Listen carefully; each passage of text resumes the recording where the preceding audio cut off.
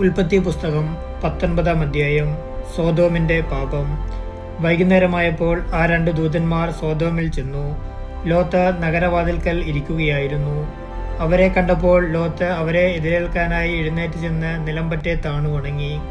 അവൻ പറഞ്ഞു, യജമാനന്മാരെ, ദാസന്റെ വീട്ടിലേക്ക് വന്നാലും കാൽ കഴുകി രാത്രി ഇവിടെ തങ്ങുക. രാവിലെ എഴുന്നേറ്റ് യാത്ര തുടരാം. അവർ പറഞ്ഞു, വേണ്ട, രാത്രി ഞങ്ങൾ തെരുവിൽ കഴിഞ്ഞുകൊള്ളാം. അവൻ വളരെ നിർബന്ധിച്ചപ്പോൾ അവർ അവൻ്റെ വീട്ടിലേക്ക് പോയി. അവൻ അവർക്കൊരു വിരുന്നൊരുക്കി. പുളിപ്പില്ലാത്ത അപ്പവും ഉണ്ടാക്കി. അവർ അത് ഭക്ഷിച്ചു.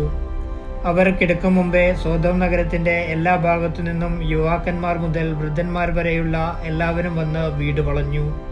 അവർ ലോത്തിനെ വിളിച്ചു പറഞ്ഞു, രാത്രി നിന്റെ അടുക്കൽ വന്നവരെവിടെ? ഞങ്ങൾക്ക് അവരുമായി സുഖഭോഗങ്ങളിൽ ഏർപ്പെടേണ്ടതിന് അവരെ പുറത്തു കൊണ്ടുവരിക.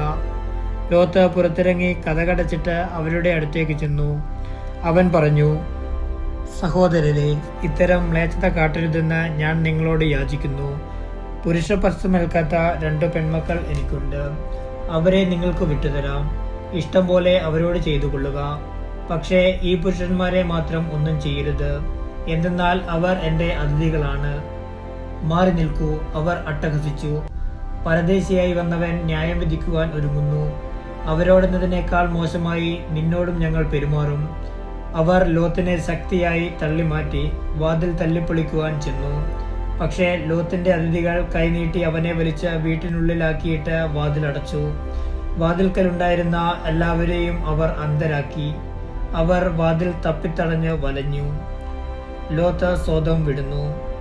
ആ 2 പേർ ലോത്തിനോട് പറഞ്ഞു, ഇവരെ കൂടാതെ നിനക്ക് ആരെങ്കിലും ഇവിടെയുണ്ടോ?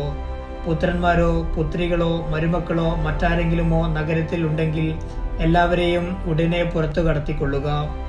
ഈ സ്ഥലം ഞങ്ങൾ നശിപ്പിക്കുവാൻ പോവുകയാണ്. ഇവിടുത്തെ ജനങ്ങൾക്കെതിരെ രൂക്ഷമായ നിലവിളി കർത്താവിന്റെ മുമ്പിൽ എത്തിയിരിക്കുന്നു. ഇവിടം നശിപ്പിക്കാൻ കർത്താവ് ഞങ്ങളെ അയച്ചിരിക്കുകയാണ്.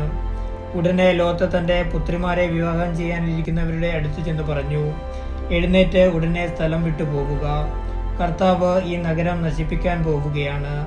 എന്നാൽ അവൻ തമാശ പറയുകയാണ് എന്നത്രേ അവർക്ക് തോന്നിയത്. നേരം പുലർന്നപ്പോൾ ദൂതന്മാർ ലോത്തിനോട് പറഞ്ഞു, എഴുന്നേറ്റ് ഭാര്യയെയും പെൺമക്കൾ 2 പേരെയും കൂട്ടി വേഗം പുറപ്പെടുക, അല്ലെങ്കിൽ നഗരത്തോടൊപ്പം നിങ്ങളും നശിച്ചു പോകും.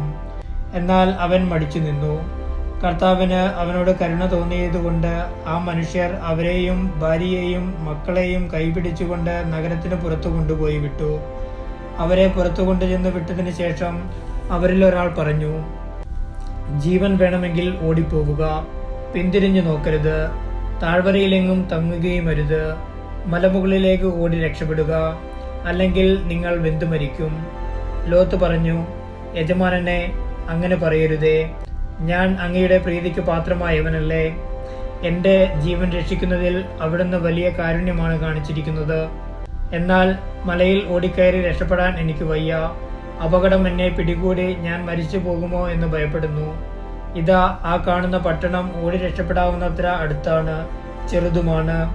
ഞാൻ അങ്ങോട്ട് ഓടി രക്ഷപ്പെട്ടുകൊള്ളട്ടെ. അത് ചെറുതാണല്ലോ.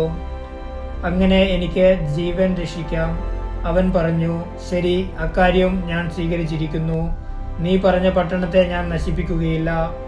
വേഗമാകട്ടെ, അങ്ങോട്ട് ഓടി രക്ഷപ്പെടുക. നീ അവിടെ എത്തുന്നതുവരെ എനിക്കൊന്നും ചെയ്യാനാവില്ല. ആ പട്ടണത്തിന് സോവാർ എന്നു പേരുണ്ടായി. സോദോം ഗോമോറ നശിക്കുന്നു. ലോത്ത് സോവാറിൽ എത്തിയപ്പോൾ സൂര്യൻ ഉദിച്ചു കഴിഞ്ഞിരുന്നു. കർത്താവ് ആകാശത്തിൽ നിന്നും സോദോമിലും ഗോമോറായിലും അഗ്നിയും ഗന്ധകവും ഭക്ഷിച്ചു.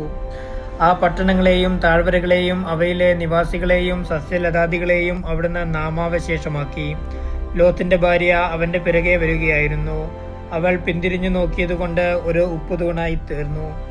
അബ്രാഹാം അതിരാവിലെ എഴുന്നേറ്റ് താൻ കർത്താവിന്റെ മുമ്പിൽ നിന്ന സ്ഥലത്തേക്ക് ചെന്ന് അവൻ സോദോമിനും ഗോമോറയ്ക്കും താഴ്വര പ്രദേശങ്ങൾക്കും നേരെ നോക്കി. തീച്ചൂളയിൽ നിന്നെന്ന പോലെ ആ പ്രദേശത്ത് നിന്നെല്ലാം പുക പൊങ്ങുന്നത് കണ്ടു. താഴ്വരയിലെ നഗരങ്ങൾ നശിച്ചപ്പോൾ ദൈവം അബ്രാഹത്തെ ഓർത്തു. ലോത്ത് പാർത്തിരുന്ന ഈ നഗരങ്ങളെ നശിപ്പിച്ചപ്പോൾ അവിടുന്ന് ലോത്തിനെ നാശത്തിൽ നിന്ന് രക്ഷിച്ചു. സോവാറിൽ പാർക്കാൻ ലോത്തിന് ഭയമായിരുന്നു.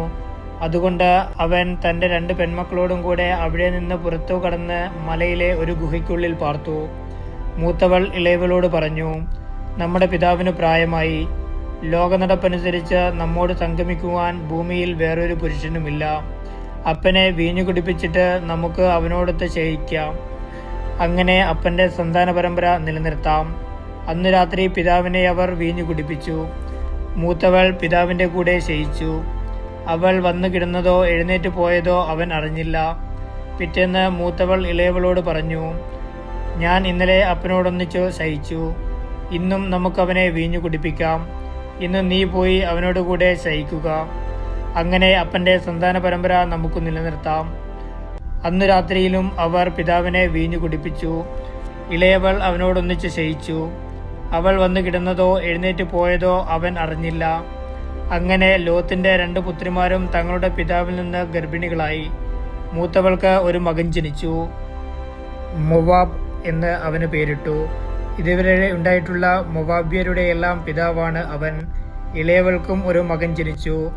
ബൻ അമ്മി എന്ന് അവന് പേരിട്ടു. ഇന്നുവരെ ഉണ്ടായിട്ടുള്ള അമോന്യരുടെ എല്ലാം പിതാവാണ് അവൻ.